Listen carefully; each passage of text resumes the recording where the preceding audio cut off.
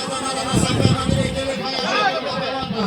Ele vai bater ali, vai trabalhando ali a favor do Pedro lá no meio. O goleirão lá da apresentação ali do Cavadeira, menino dos homens da Mangueira. A falta aconteceu ali praticamente 10 metros, mais um meio campo.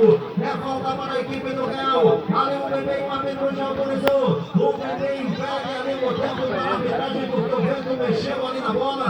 Ele ajeita novamente. Vai tomando a distância lá no bebê. Vai pintar um pontadão para cima do Eduardo. A parte 1 ali, o bebê chegou ali na direita.